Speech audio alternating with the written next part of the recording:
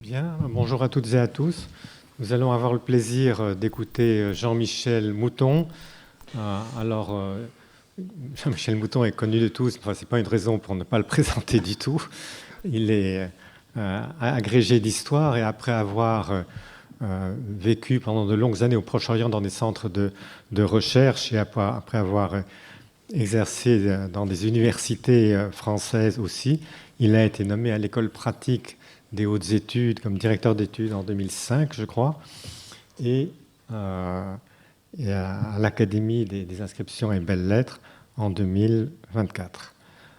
C'est son domaine de spécialité en tant qu'historien et en tant qu'archéologue, c'est l'époque ayoubide, et ce qui suppose bien évidemment comme terrain l'Égypte et la Syrie principalement.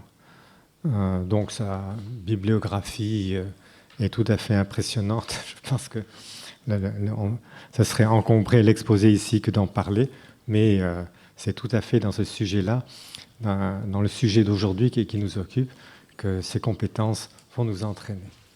Merci Pierre. Donc je vais vous parler de Casanova de Casanova effectivement, et de Karakouche, voilà. Donc on va reprendre ces deux personnages. Paul Casanova, comme cela a été indiqué tout à l'heure, consacra en 1892 et 1893 deux études à Bahaddin Karakouche, personnage d'origine servile, devenu émir du célèbre sultan Saladin. Il est connu avant tout pour sa construction de la citadelle du Caire et de la muraille enserrant le Caire des Fatimides et l'ancienne Foustat, construction qui date des années 1170 et 1180, en pleine période des croisades. Ces deux études qu'il compléta par quelques ajouts dans son travail sur les derniers Fatimides et dans sa monographie sur la citadelle du Caire sont un modèle de longévité puisqu'elles constituent jusqu'à nos jours une référence souvent citée, référence scientifique sur le personnage de Karakouche. Quelques exemples suffisent à illustrer ce propos. Donc c'est la seule étude citée, en dehors des sources évidemment, la seule étude scientifique citée dans la notice Karakouche de la deuxième édition de l'Encyclopédie de l'Islam, ainsi que la principale référence sur le personnage dans une publication encore plus récente de Donald Richards sur un document inédit de la Guéniza du Caire où figurait le nom de Karakouche.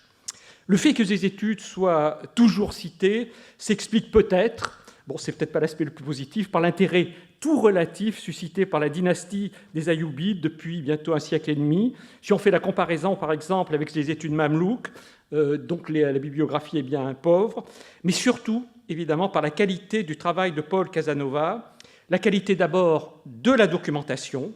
Il mobilise à peu près toutes les sources disponibles à son époque.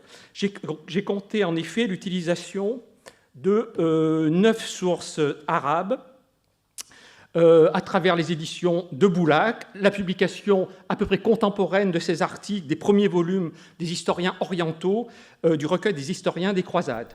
Il faut ajouter le Kitab al-Suluk d'Al-Makrizi, qu'il consulte en manuscrit à la Bibliothèque nationale de France, et qu'il n'avait pas pu utiliser dans sa publication de 1892, mais qu'il utilise dans celle de 1893. Tout comme la seule inscription avec le nom de Karakouche, encore conservée in situ à la citadelle du Caire, qu'il publie en 1894. Nombre de ces sources sont écrites par des contemporains de Karakouche, comme le Fath al-Koussi, la conquête de Jérusalem, de Imad ad-Din al-Isfahani, le secrétaire de Saladin. Il la consulte dans l'édition que donne en 1887 l'orientaliste suédois Carlo de Landberg, auquel Casanova demande, ça peut peut-être intéresser certains spécialistes, une traduction française des passages en prose rimée. d'un accès difficile pour Casanova, qui est pourtant un très bon arabisant, mais ce texte de Ahmad ad-Din al-Isfahani est particulièrement compliqué, et Lino de Landberg avait promis édition et traduction. Il s'est arrêté à l'édition du texte arabe, n'a jamais fait la traduction, qui sera faite par Henri Massé dans les années 70, et ce sera d'ailleurs un texte posthume. La qualité ensuite est celle du scientifique, qui, dans une langue très claire, très concise, dresse un portrait de Karakouche, qui est d'abord, comme cela a été indiqué tout à l'heure, une défense du personnage, décrié par ses ennemis et rivaux. C'est peut-être évidemment la partie la plus datée de cet article. À partir de là, il serait sans doute prétentieux de vouloir réécrire la biographie de Karakouche, même si depuis plus d'un siècle, un certain nombre de sources nouvelles, de sources arabes nouvelles, ont été découvertes, ont été publiées, comme l'Itihaz al-Hunafa de Makrizi, qui éclaire un peu mieux le rôle joué par Karakouche sous les derniers Fatimides, le résumé du Barq al-Shami de Ahmad ad-Din al-Isfahani pour le début du règne de Saladin, ou encore des documents portant le nom de Karakouche dans la Guéniza du Caire pour les dernières années de sa vie. Aucune, à mon sens, ne vient révolutionner notre connaissance du personnage. Tout au plus peut-on corriger à la marge certaines données, en compléter d'autres grâce à l'apport des sources nouvelles, et enfin traiter d'aspects méconnus de la vie du personnage qui reflètent plus, à mon sens, les centres d'intérêt nouveaux, des approches historiographiques nouvelles, que véritablement la découverte de nouvelles sources. Cette présentation se concentrera donc sur quelques aspects de la vie de Karakouche, où il est possible de livrer une perception un peu renouvelée du personnage, sur ses origines, sur le bâtisseur et sur l'homme de confiance de Saladin. Un Turc qui ne connaissait rien nos livres. Voilà comment Ahmad ad-Din al-Isfahani désigne Karakouche au moment où il vend et disperse la bibliothèque du grand palais des Fatimides après la mort du calife al-Adid en 1171. Le secrétaire Saladin reprend ici un topos, celui du faible niveau d'éducation des Turcs. L'attribution de cette ethnie Karakouche vient sans doute du fait que le nom, comme on l'a indiqué tout à l'heure en discussion, le nom qu'il porte est un nom turc qui signifie l'oiseau noir, bien que Karakouche soit un esclave blanc, comme cela est répété dans les sources. Sans doute aussi parce que la plupart des militaires des armées de Saladin, issus de la classe servile, sont d'origine turque. Paul Casanova ne retient pourtant pas cette origine. Il se fonde sur un témoignage d'un autre contemporain de Karakouche, celui du médecin Abdel-Latif el-Baghdadi, un médecin égyptien, vivant en Égypte, plutôt d'origine bagdadienne, qui le qualifie de Roumi, c'est-à-dire de byzantin, information que l'on trouve également dans le texte syriaque de Bar Ibraus. Quel témoignage privilégié. La question est difficile, car les deux auteurs ont connu Karakouche, l'un dans l'entourage de Saladin, mais plutôt en Syrie, le second en Égypte, où Karakouche passa les 30 dernières années de sa vie. Il ne faut sans doute pas rejeter d'emblée l'identification de Casanova. Tout d'abord, le nom turc de Karakouche n'implique pas une origine turque du mamelouk qui le porte. L'autre Karakouche contemporain de Bahadine, un certain Sharaf ad-Din, qui est connu pour avoir mené des expéditions en Libye, est un esclave d'origine, un mamelouk d'origine arménienne. Et un autre Karakouche de l'époque mamelouk était un esclave habashi d'origine éthiopienne. En second lieu, notre personnage est un eunuque. Et à cette époque, nombre d'eunuques importés dans le Dar al-Islam venaient notamment de l'Empire byzantin, issus notamment des razzias effectuées dans les monastères orthodoxes. Donc, il faut peut-être privilégier cette origine roumi. Il est en revanche difficile de suivre Paul Casanova quand il qualifie Karakouche d'arménien, sans indiquer sa source. Il y a sans doute une confusion avec l'autre Karakouche dont je viens de vous parler, Sharaf ad-Din, qui était d'origine arménienne et qui, en revanche, n'était pas un eunuque. On ignore tout de sa formation et du début de sa carrière. Il apparaît pour la première fois dans les sources au tout début de l'année 1169 en Égypte, au moment de l'agonie de son maître Shirkuh, alors vizir des Fatimides. Il a déjà, semble-t-il, un certain âge, peut-être plus de 40 ans, avec un rang élevé dans l'armée ayoubide, peut-être déjà le statut d'émir, donc de général des armées. Casanova, suivi par la plupart des historiens, fait du personnage un esclave, sans doute un mamelouk, de l'oncle de Saladin, Saladin Chirkou, qui fit la conquête de l'Égypte pour le prince syrien Noureddin en 1169. Il fut nommé vizir du dernier calife fatimide. Voire, il hésite un peu, un mamelouk de Saladin lui-même. Quelques sources émettent également l'hypothèse qu'il pourrait être un eunuque du palais des Fatimides, un eunuque des Fatimides vivant au palais. Toutefois, une source purement damascène, le Moussaïal d'Abou Shama, publié au milieu du XXe siècle, donc bien après Casanova, apporte quelques données nouvelles dans la brève notice biographique qu'il donne du personnage. Si la date de naissance, même approximative de Karakouche, reste un mystère, on apprend qu'il n'aurait pas été mamelouk de Chirkou, de l'oncle de Saladin, mais d'un certain Ibn al-Tirtiki, personnage que je n'ai pas pu identifier et qui l'aurait affranchi. C'est seulement à la mort de ce maître qu'il serait allé, en homme libre, se mettre au service de Chirkou, avec lequel il avait sympathisé, ou plutôt son maître avait sympathisé.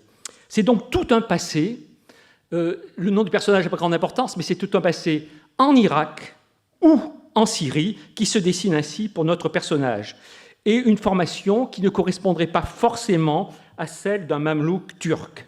En intégrant la garde de Chirkou, la garde personnelle de l'oncle de Saladin, il aurait gravi les échelons de la carrière militaire avant de participer en 1169 à la conquête de l'Égypte et de servir jusqu'à sa mort tous les souverains ayyoubides d'Égypte.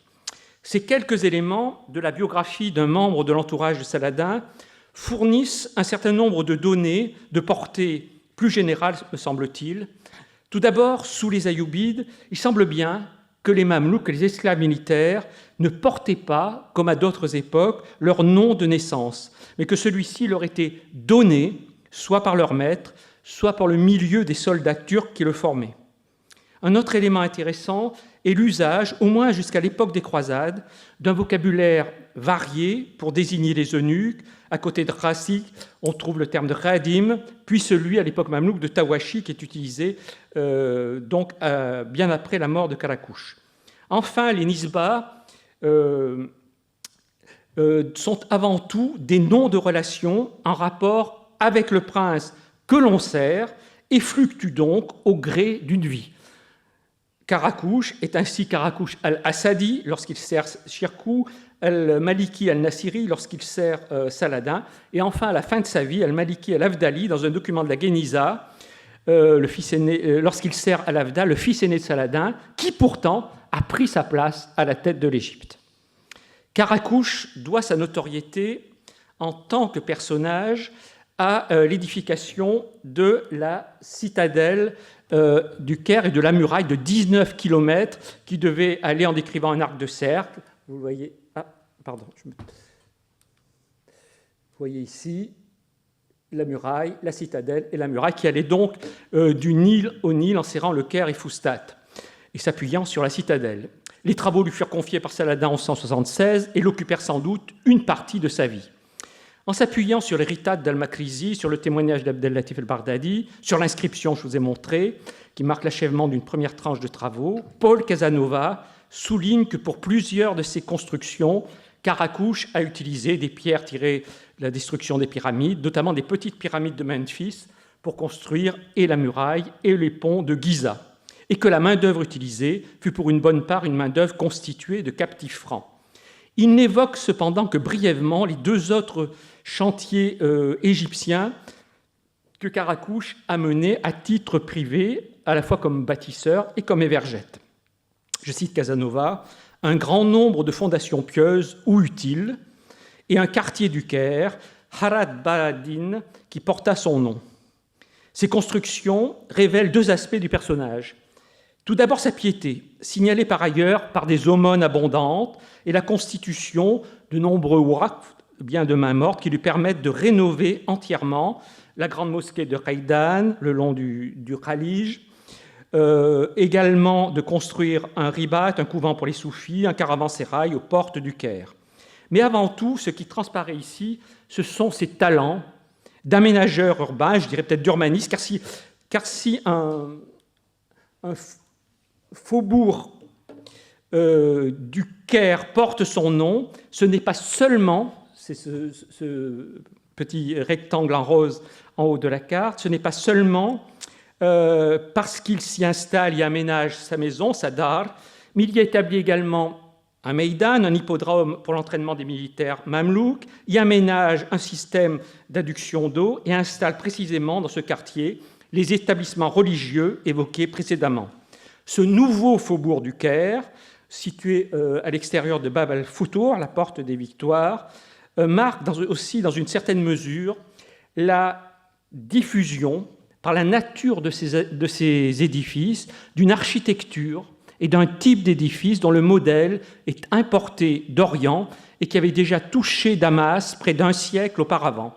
On retrouve d'ailleurs cette orientalisation, entre guillemets, dans la sépulture de Karakouche, voilà, qui est située dans le cimetière du Carafa. Alors, le quartier qu'il fonde est ici. Là, il est enterré dans le cimetière du Carafa, au sud-est du Caire. Il construit une tourba à coupole, édifice funéraire privilégié des élites militaires turques et kurdes. Karakouche qui fut inhumé le 7 avril 1201. Et il avait fait construire, à proximité de sa coupole, un puits, un bassin qu'il avait fait édifier, et tout cela en lisière du fossé de la muraille du Caire qu'il avait fait creuser. Karakouche va donc jusqu'à planifier la parcelle du cimetière où il repose. Un autre volet de son œuvre de bâtisseur, largement négligé, se situe en Syrie, dans la ville d'Acre. Saladin le chargea en 1188 de refortifier la cité en prévision d'une nouvelle croisade, la troisième croisade. Il avait pour mission de reconstruire la muraille délabrée, de rehausser les tours de l'enceinte. Si le temps dont il disposa avant le début du siège conduit par les souverains francs, Richard Cœur de Lion, Philippe Auguste, fut bref, sans doute un peu plus d'une année, le résultat semble important, puisque l'ensemble de la ville était bien défendu à l'arrivée des croisés, grâce à une enceinte restaurée, agrandie, grâce à la construction d'une nouvelle porte, qui, comme par hasard, s'appelle Bab Karakouche, construite au nord de la ville, qui résista, rappelons-le, 2 années au siège des Francs, mené par voie de terre et par voie de mer, et aux multiples assauts et tirs des catapultes de ceux-ci, avant de capituler. Le Karakouche fut fait prisonnier et paya sa rançon de plusieurs dizaines de milliers de dinars avant de retrouver la liberté un peu plus d'1 an après sa capture. La Syrie du XIIe siècle, contrairement à l'Égypte, est un espace qui se couvre de citadelles et de forteresses, tant du côté franc que du côté musulman. Karakouche appartient à cette catégorie des émirs bâtisseurs. Maître d'œuvre des grands travaux de Saladin, il dut se former dans le domaine des constructions militaires en Syrie durant la période obscure de sa vie au sein de l'armée turque. Néanmoins, c'est bien en Égypte qu'il devient un véritable entrepreneur, qu'il transforme la physionomie du Caire. Lorsque Saladin le chargea de fortifier Acre, on peut percevoir la puissance du bâtisseur et l'expérience du contremaître.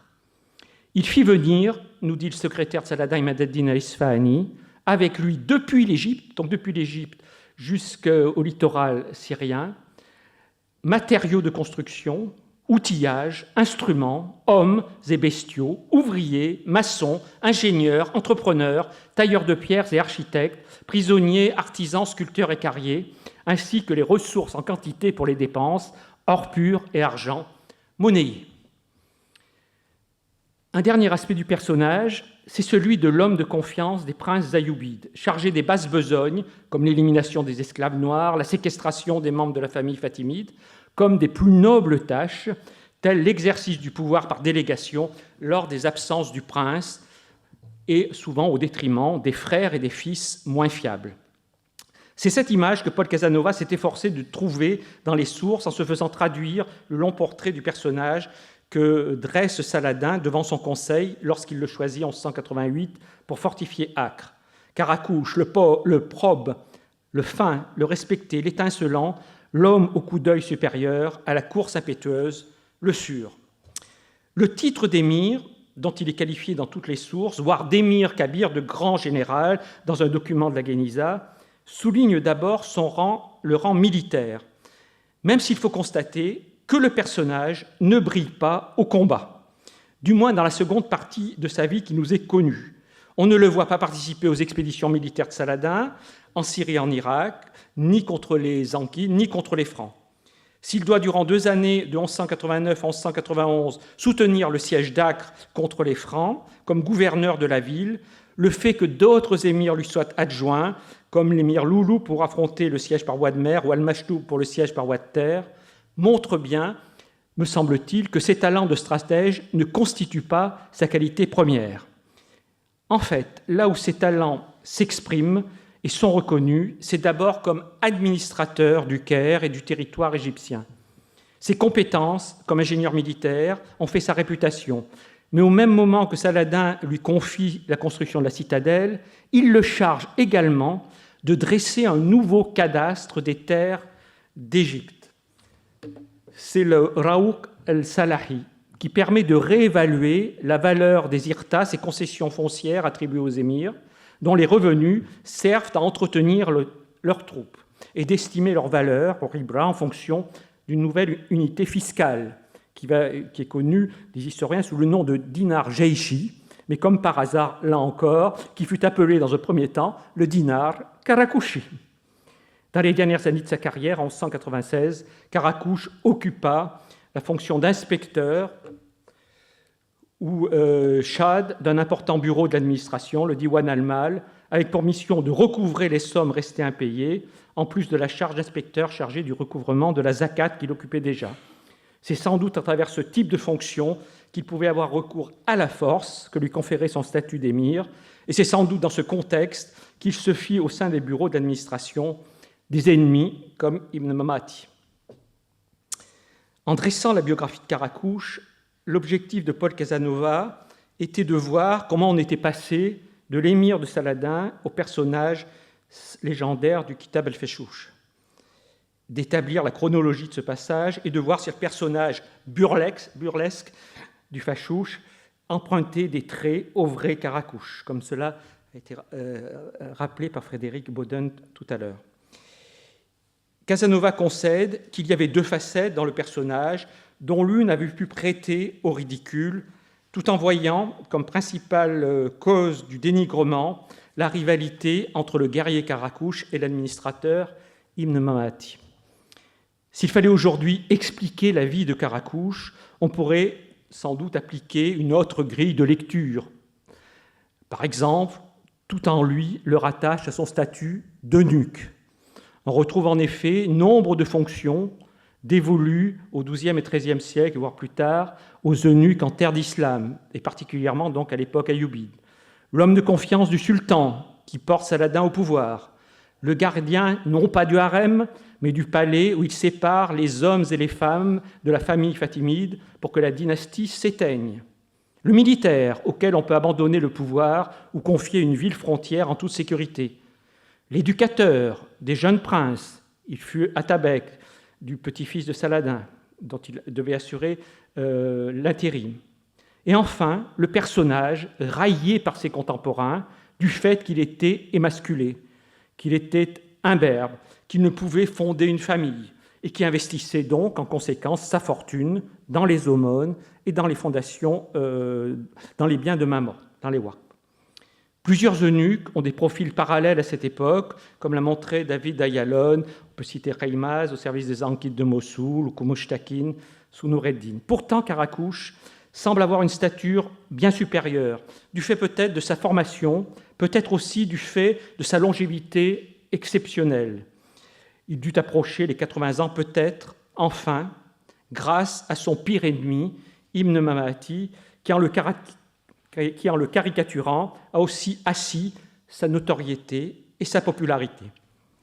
Dans tous les cas, quelles que soient les découvertes de nouvelles sources et de nouvelles grilles de lecture de sa vie au gré des modes historiographiques, son histoire est indéfectiblement liée à Paul Casanova, qui le premier en fit un personnage digne d'étude, qui le premier en fit un personnage historique. Je vous remercie.